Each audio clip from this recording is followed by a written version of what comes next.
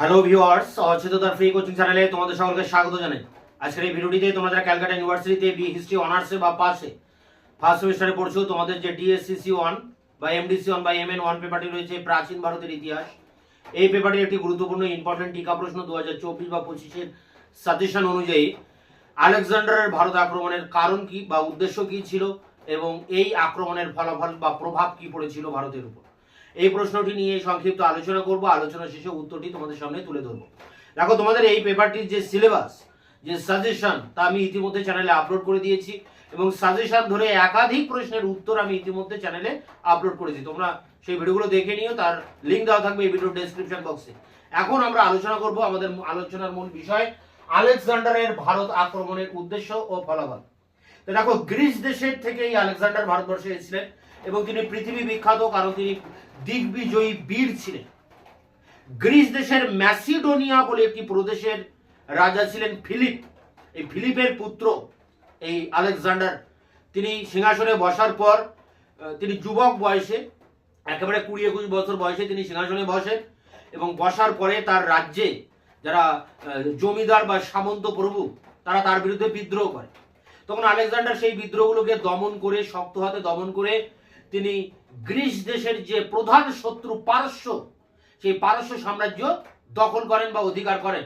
এরপর তিনি একে একে মধ্য এশিয়ার বিভিন্ন অঞ্চল জয় করে তিনি ভারতবর্ষের দিকে দৃষ্টি নিক্ষেপ করেন। কারণ তিনি শুনেছিলেন যে ভারত একটা সমৃদ্ধশালী দেশ, ঐতিহ্যশালী দেশ এবং ভারতে প্রচুর সম্পদ রয়েছে। তা ভারতীয় সাম্রাজ্য বা ভারতবর্ষ জয় করার উদ্দেশ্যে তিনি ভারতবর্ষের উত্তর পশ্চিম দিকে সিন্ধু নদের তীরে এসে উপস্থিত হন, যে অঞ্চলটাকে আমরা বলি পঞ্চনদের তীরে। এই পঞ্চনদের তীরে উপস্থিত হয়ে তিনি সেই জায়গার যে ক্ষুদ্র ক্ষুদ্র উপজাতি যেসব রাজ্যগুলো ছিল, যেমন তক্ষশিলা একটা ছিল, অম্ভি বলে একটা জায়গা ছিল, তো এরকম বিভিন্ন ক্ষুদ্র ক্ষুদ্র পুষ্কলাবতী, ক্ষুদ্র ক্ষুদ্র যেসব রাজ্যগুলো ছিল উত্তর পশ্চিম ভারতে, সেইগুলো তিনি জয় করেন এবং জয় করে তিনি ভারতবর্ষের দিকে অগ্রসর হন। তিনি মধ্য এশিয়া থেকে হিন্দু কুশ পর্বত পার হয়ে 327 খ্রিস্টপূর্বাব্দে এই ম্যাসিডনের রাজা আলেকজান্ডার তিনি ভারতবর্ষে আসেন এবং উত্তর পশ্চিম সীমান্তের বিভিন্ন রাজ্যগুলোকে তিনি জয় করেন। এখন প্রশ্ন হচ্ছে যে এই আলেকজান্ডারের ভারত আক্রমণের উদ্দেশ্যটা কি? প্রথম উদ্দেশ্য যে সভ্যতা সংস্কৃতির বিস্তার। তিনি চেয়েছিলেন যে গ্রিক সভ্যতা এবং সংস্কৃতির বিশ্বব্যাপী বিস্তার। তিনি দিগ্বিজয়ী বীর ছিলেন এবং তিনি বিশ্ব জয়ের জন্য একের পর এক রাজ্য সাম্রাজ্য তিনি তার সাম্রাজ্যের মধ্যে আনেন এবং সেই সব জায়গায় গ্রিক দেশের সভ্যতা, কৃষ্টি, কালচার সেখানে ছড়িয়ে দেওয়ার চেষ্টা করেন। অর্থাৎ গ্রিক দেশের সভ্যতা সংস্কৃতি যাতে বিস্তার লাভ করে, এটাই ছিল তার একটা প্রধান উদ্দেশ্য। দ্বিতীয় উদ্দেশ্য ছিল যে ভারতবর্ষের সাথে গ্রিক দেশের একটা বাণিজ্যিক সম্পর্ক স্থাপন করা, এটাও কিন্তু তার একটা প্রধান উদ্দেশ্য ছিল। এবং তৃতীয় যে উদ্দেশ্যটা ছিল ঐতিহাসিকদের মতে, সেটি হচ্ছে গৌরব অর্জন করা। গ্রিক জাতি গৌরব অর্জনের জন্য তারা সবসময় সেটাকে আকাঙ্ক্ষা করতো যে কিভাবে গৌরব অর্জন করা যায়। গৌরবের জাতি ছিল গ্রিক, এই জন্য তারা বিশ্ব জয়ের জন্য আলেকজান্ডার বেরিয়ে পড়েন এবং ভারতবর্ষ জয় করে তারা সেই গৌরব অর্জন করতে চেয়েছিলেন ঐতিহাসিকদের বক্তব্য অনুযায়ী। তো দেখো, আমাদের এখানে প্রশ্নের দুটো পার্ট রয়েছে, একটা উদ্দেশ্য বা কারণ, আর একটি হচ্ছে ফলাফল। তো উদ্দেশ্য বা কারণে কি বললাম, যে গ্রিক দেশের সভ্যতা সংস্কৃতির বিস্তার ঘটানো, ব্যবসা বাণিজ্যের সম্পর্ক স্থাপন করা ভারতবর্ষের সাথে, এবং ঐতিহাসিকদের মতে গৌরব অর্জন করাও কিন্তু একটা উদ্দেশ্য ছিল। তাহলে উদ্দেশ্য বা মোটিভ যেটা রয়েছে সেটা কিন্তু পরিষ্কার হয়ে গেল, এই তিনটি উদ্দেশ্য। এবার তিনি ভারতবর্ষে আসছেন এবং উত্তর পশ্চিম ভারতবর্ষের বিভিন্ন ক্ষুদ্র ক্ষুদ্র উপজাতীয় রাজ্যগুলোকে তিনি জয় করছেন।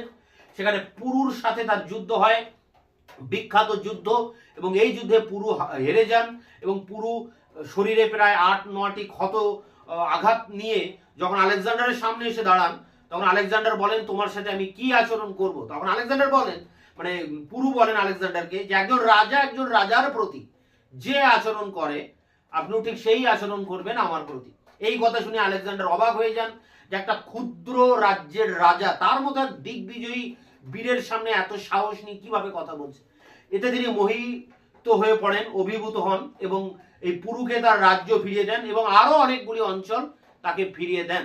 এরপর তিনি সিন্ধু নদ অতিক্রম করে ভারতবর্ষের ভিতরে প্রবেশ করতে চান, কিন্তু তিনি শুনেছেন যে বিখ্যাত নন্দ রাজা ধরনন্দ, তার বিশাল বড় সেনাবাহিনী রয়েছে, এই সেনাবাহিনীকে পরাস্ত করা সম্ভব নয়। এছাড়া আলেকজান্ডার যে দীর্ঘদিন ধরে যে এই বাইরে বাইরে ঘুরে বেড়াচ্ছেন তার নিজস্ব সাম্রাজ্যের বাইরে তার সৈন্যদেরকে নিয়ে, তার এই সৈন্যরা যুদ্ধ করতে চাইছিল না, তারা দেশে ফিরতে চাইছিল। ফলে একটা বিশৃঙ্খল পরিস্থিতি তৈরি হয়। একে ভারতবর্ষের ভিতরে এক বিরাট বড় সেনাবাহিনী রয়েছে, সেই সেনাবাহিনীকে পরাস্ত করা যাবে কিনা এটা একটা প্রশ্ন। আর আলেকজান্ডারের সেনারা কিন্তু যুদ্ধ করতে চাইছিল না, তারা রণক্লান্ত হয়ে পড়েছিল, এটা একটা কারণ। এরকম বিভিন্ন কারণের ফলে আলেকজান্ডার সিদ্ধান্ত নেন যে তিনি দেশে ফিরে যাবেন এবং দেশে ফেরার সিদ্ধান্ত নেন। এবং দেশে ফেরার পথে 323 খ্রিস্টপূর্বাব্দে পারস্য সাম্রাজ্যের রাজধানী ব্যাবিলনে তার মৃত্যু হয়। এখন প্রশ্ন হচ্ছে যে ফলাফল, ভারতবর্ষের যে উত্তর পশ্চিম দিকের যে রাজ্যগুলি তিনি জয় করেছিলেন এবং এই অঞ্চলে তিনি অনেকগুলো গ্রিক রাজ্য স্থাপন করেন, গ্রিক উপনিবেশ স্থাপন করেন, এর ফলাফলটা কি হয়েছিল, ভারতের উপরে এর প্রভাবটা কি পড়েছিল? দেখো, সেইভাবে ভারতবর্ষের উপর কোনো প্রভাব পড়েনি, কারণ আলেকজান্ডারের এই ভারত আক্রমণের সময়সীমা ছিল খুবই অল্প, মাত্র 2 থেকে 3 বছর তিনি এই উত্তর পশ্চিম ভারতের এই রাজ্যগুলোকে দখল করে রাখেন, এখানে গ্রিক উপনিবেশ স্থাপন করেন, ভারতবর্ষের ভিতরে তিনি প্রবেশ করেননি। তাই এই ঘটনা অর্থাৎ আলেকজান্ডারের ভারত আক্রমণের ফলে হয়তো উত্তর পশ্চিম ভারতবর্ষের কিছু মানুষ মারা যায়, কিছু সম্পদ ক্ষতি হয় এবং কিছু লোকক্ষয় হয়, একটা প্রাকৃতিক দুর্যোগের মতো ঘটনা ছিল এই আলেকজান্ডারের ভারত আক্রমণ, কিন্তু এর কোনো সুদূর প্রসারী প্রভাব ছিল না। আলেকজান্ডার মারা যাওয়ার পরপরই তার এই সাম্রাজ্য কিন্তু ধূলিসাৎ হয়ে যায়, তার সাম্রাজ্য ভেঙে পড়ে। ফলে ভারতের যেসব রাজ্যগুলিকে তিনি জয় করেছিলেন সেই সব রাজ্যগুলিতেও তার প্রভাব একেবারে মলিন হয়ে যায় এবং এই অঞ্চলে তার কোনো প্রভাব আর সেই অর্থে ছিল না, অর্থাৎ সরাসরি ভারতের উপরে কোনো প্রভাব পড়েনি। রাজনৈতিক প্রভাবের কথা যদি বলি, রাজনৈতিকভাবে কোনো প্রভাব পড়েনি ভারতের অভ্যন্তরে বা মূল ভারতবর্ষের উপরে, কারণ তার মৃত্যুর সঙ্গে সঙ্গে তার সাম্রাজ্য তার সেনাপতিদের মধ্যে ভাগ হয়ে যায় এবং তার যে মূল সাম্রাজ্য সেই গ্রিক সাম্রাজ্য কিন্তু ভেঙে পড়ে। তো এই কারণে তার আলেকজান্ডারের ভারত আক্রমণের কিন্তু প্রত্যক্ষ কোনো প্রভাব ভারতবর্ষের উপরে পড়েনি। ভারতবর্ষের কোনো সাহিত্য, কোনো লোককথায় এই কারণে আলেকজান্ডারের এই ভারত আক্রমণের কোনো উল্লেখ নেই, কারণ ভারতের উপরে এর কোনো প্রভাবই পড়েনি। তাই ভারতের সাহিত্যের উপরেও কোনো প্রভাব পড়েনি, ভারতীয় সাহিত্যেও আলেকজান্ডারের ভারত আক্রমণ নিয়ে কোনো একটা কথা লেখেনি। তাহলে এই ঘটনা আমরা জানতে পারলাম কি করে? গ্রিক দেশের বিভিন্ন ঐতিহাসিক লেখকেরা, যেমন হেরোডোটাস আছেন বা আলেকজান্ডারের যে 3 অভিযান সঙ্গী ছিল নিয়ারকাস, অ্যারিস্টোবুলাস বা ওনেসিক্রিটাস, এবং এনাদের লেখা এবং হেরোডোটাসের ভারত ইতিহাস বলে একটি গ্রন্থ তিনি লিখেছিলেন, হিস্টোরিকা, এই সব গ্রন্থ থেকেই কিন্তু আলেকজান্ডারের ভারত আক্রমণ সম্পর্কে জানা যায়। এইগুলোতে যদি না লেখা থাকতো তাহলে আলেকজান্ডারের ভারত আক্রমণ নিয়ে আমরা জানতেই পারতাম না। ভারতীয় ইতিহাসে তো নেই তার কোনো জায়গায়, মানে ইতিহাসমূলক সাহিত্যে বা ভারতীয় সাহিত্য লোককথায় তার সম্পর্কে কোনো কথা লেখা নেই। শুধুমাত্র গ্রিক দেশের সাহিত্যে তার উল্লেখ রয়েছে, যে জায়গা থেকে আমরা আলেকজান্ডারের ভারত আক্রমণের কথা জানতে পারি। এখন তাহলে রাজনৈতিক যে প্রভাব, সে তার কোনো প্রভাবই পড়েনি। তবে রাজনৈতিক প্রভাব না পড়লেও ভারতবর্ষের উপরে পরোক্ষ ফল কিন্তু ছিল গুরুত্বপূর্ণ, মানে সরাসরি কোনো প্রভাব না পড়লেও অপ্রত্যক্ষভাবে বা পরোক্ষভাবে ভারতের উপর এর প্রভাব পড়েছিল। দেখো, আলেকজান্ডার ভারতবর্ষে এসে উত্তর পশ্চিম ভারতবর্ষের যে ক্ষুদ্র ক্ষুদ্র যে রাজ্যগুলো ছিল, উপজাতীয় রাজ্য, সেই রাজ্যগুলোকে তিনি দখল করেন, সেই রাজ্যগুলির যে সামরিক শক্তি সেটাকে তিনি ধ্বংস করে দেন। ফলে এই রাজ্যগুলো কিন্তু দুর্বল হয়ে পড়ে। তাই আলেকজান্ডার যখন ফিরে যান বা আলেকজান্ডারের সাম্রাজ্যের যখন অবসান হয়, তখন ভারতবর্ষের ভিতরে মগধে চন্দ্রগুপ্ত রাজ্য মৌর্য যখন সাম্রাজ্য প্রতিষ্ঠা করেন, তিনি খুব সহজেই এই উত্তর পশ্চিম ভারতের এই সব ক্ষুদ্র ক্ষুদ্র রাজ্যগুলোকে জয় করেন এবং মগধ সাম্রাজ্য সারা ভারতব্যাপী প্রতিষ্ঠা করেন। ফলে তার সুবিধা হয়, আলেকজান্ডারের জন্য এই চন্দ্রগুপ্ত মৌর্যের অনেকটাই সুবিধা হয়। এটা একটা প্রভাব। আরেকটা যে প্রভাব রয়েছে দেখো, সেটি হচ্ছে যে উত্তর পশ্চিম ভারতে যে ছোট ছোট যে গ্রিক উপনিবেশ আলেকজান্ডার তৈরি করেছিলেন, বা ছোট ছোট গ্রিক রাজ্য যে তিনি তৈরি করেছিলেন, তার সেনাপতিদেরকে দায়িত্ব দেওয়া হয়েছিল এইসব রাজ্যগুলো পরিচালনা করার জন্য। এই সব রাজ্যগুলো কিন্তু সেই বিন্দুসার অশোকের রাজত্বকাল পর্যন্ত কম বেশি টিকে ছিল। ফলে এই গ্রিক রাজ্যগুলির সাথে ভারতীয়দের মধ্যে একটা সাংস্কৃতিক যোগাযোগ তৈরি হয়। ওই অঞ্চলে যারা ভারতীয়, যেসব ভারতীয়রা বাস করতো, তাদের সাথে গ্রিকদের একটা বৈবাহিক সম্পর্ক তৈরি হয়, এবং এই বৈবাহিক সম্পর্কের পাশাপাশি তাদের সাথে মেলামেশা করার ভিতর দিয়ে এই অঞ্চলে একটা মিশ্র জাতি, একটা মিক্সিং কাস্ট যেটাকে বলা যায়, বা একটা মিশ্র জাতি তৈরি হয়, যে জাতি আবার রণনিপুণ ছিল, খুব সামরিক বিদ্যায় দক্ষ ছিল। এই কারণে পরবর্তীকালে ভারতবর্ষের বিভিন্ন সম্রাট তারা তাদের সেনাবাহিনীতে সৈন্য সংগ্রহ করার ক্ষেত্রে এই উত্তর পশ্চিম ভারতের এই অঞ্চল থেকেই তারা সৈন্য সংগ্রহ করতেন। তার কারণ এই গ্রিক আক্রমণ। এখন দেখো আরেকটা বিষয়, যেটা যে এই যে গ্রিক উপনিবেশগুলো তৈরি করেছিলেন আলেকজান্ডার, এর ফলে ভারতের সাথে একটা সাংস্কৃতিক যোগাযোগ ধীরে ধীরে গড়ে উঠতে থাকে।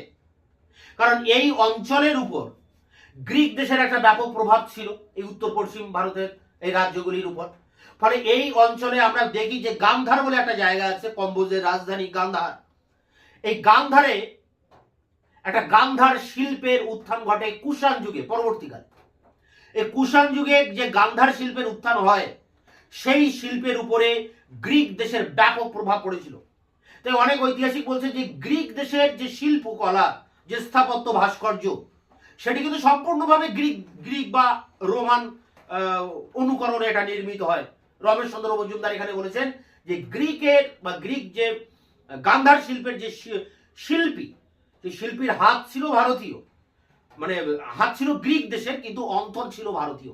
অর্থাৎ ভারতের শিল্প আর গ্রিক দেশের যে শিল্পকলা, এই দুটির সংমিশ্রণে তৈরি হয় গান্ধার শিল্প। এছাড়া ভারতের জ্যোতির্বিজ্ঞানের উপরও এর প্রভাব পড়ে।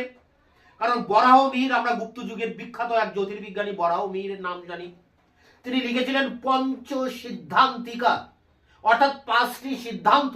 এই 5টি সিদ্ধান্ত কিন্তু সম্পূর্ণভাবে গ্রিক দেশ থেকে অনুকরণ করে তিনি এটা রচনা করেছিলেন।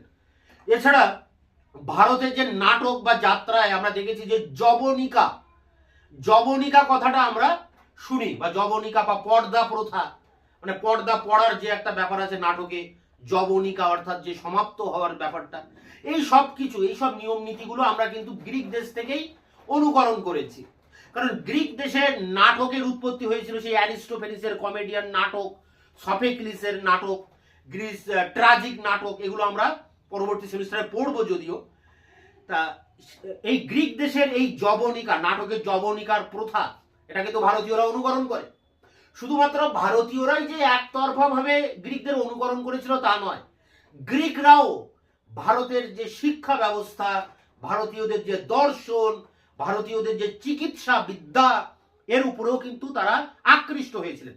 তারা এগুলো শেখার চেষ্টা করেছিলেন, ভারতের এই দর্শন, শিক্ষা, চিকিৎসা বিদ্যা।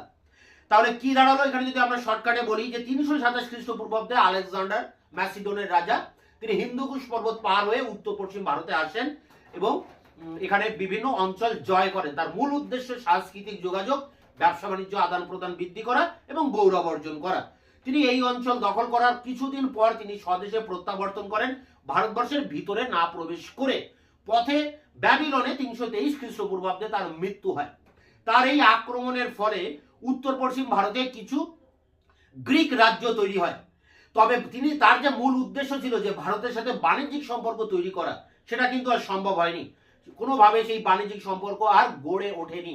তা যাই হোক, এই অঞ্চলে এই যে তিনি আক্রমণ করলেন, এর প্রভাব ভারতের উপর সেভাবে পড়ে না, কারণ ভারতের সাহিত্য, লোককথায় এর কোনো উল্লেখ নেই।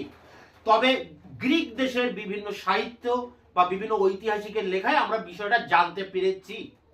এই অঞ্চলে যে আক্রমণ তিনি করেছিলেন, এটা একটা প্রাকৃতিক দুর্যোগের মতো, হঠাৎ করে আসা আবার হঠাৎ করে চলে যাওয়া। এর ফলে কিছু লোকক্ষয়, সম্পদহানি এগুলো ঘটে, কিন্তু কিছুদিনের ফলে পরে আবার কিন্তু সম্পদ নতুন করে গড়ে উঠতে থাকে।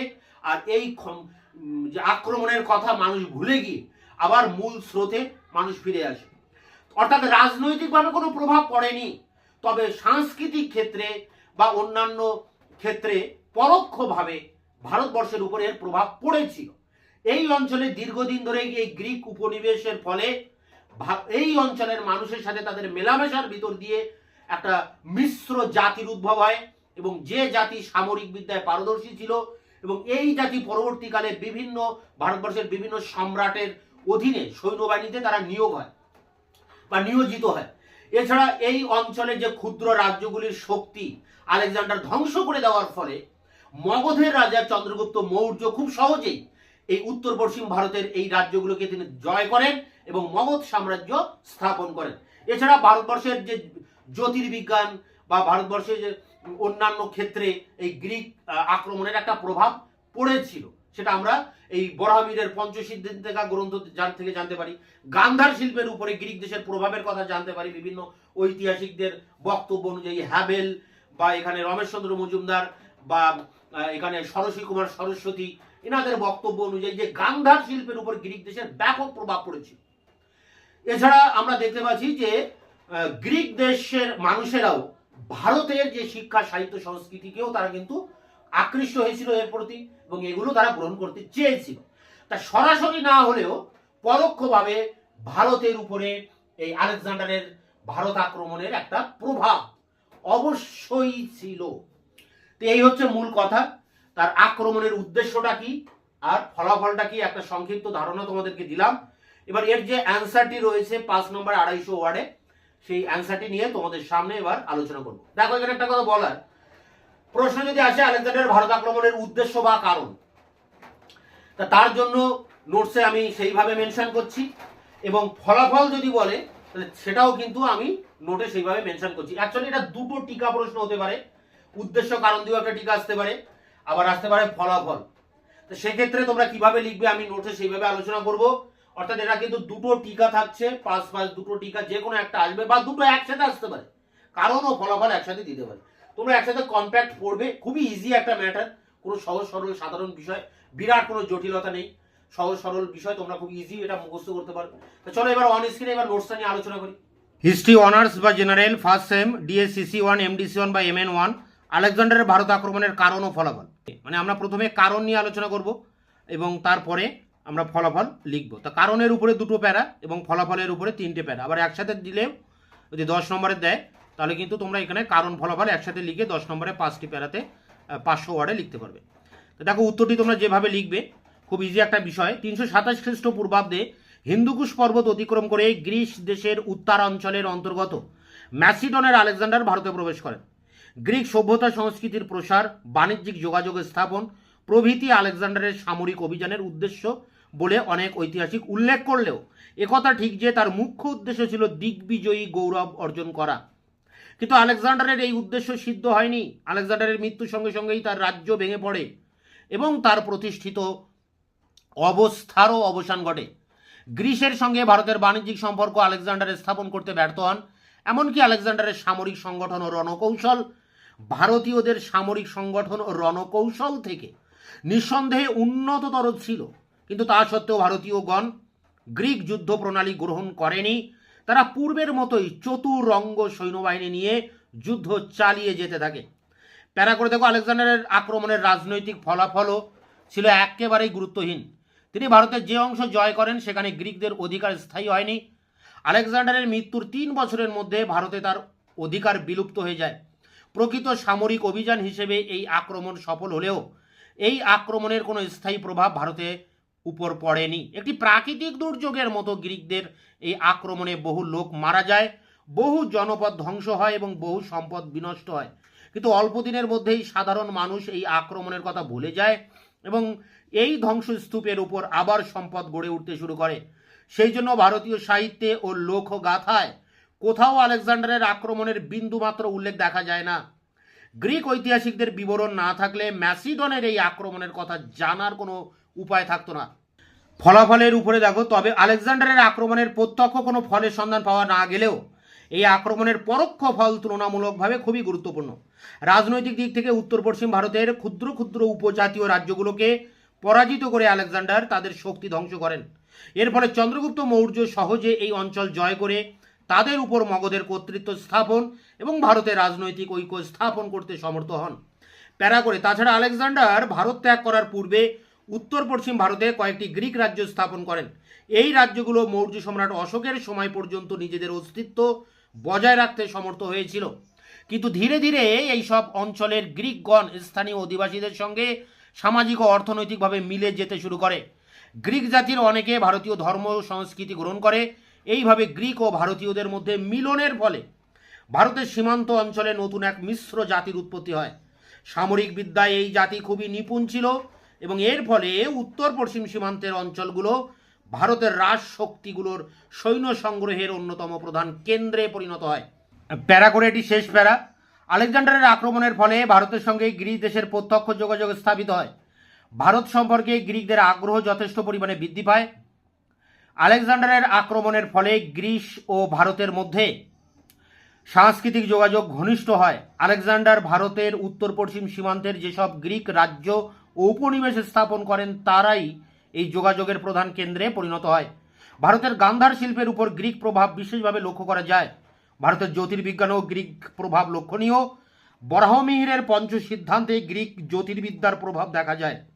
ভারতীয় নাটকে যবনিকার বা পর্দার ব্যবহার সম্ভবত গ্রিক প্রভাবের ফল। অপরদিকে গ্রিকগণ ভারতীয়দের কাছ থেকে কিছু কিছু শিক্ষা গ্রহণ করে। ভারতীয় দর্শন ও চিকিৎসা বিজ্ঞান গ্রিকদের প্রভাবিত করে। তো এই ছিল ভারতে গ্রিক আক্রমণের বা আলেকজান্ডারের ভারত আক্রমণের কারণ ও ফলাফলের উপরে 5 নম্বরের ঠিকা প্রশ্নের উত্তর তোমাদের সামনে আলোচনা করলাম। তোমরা এটি সংগ্রহ করে পরীক্ষার জন্য প্রস্তুতি নাও।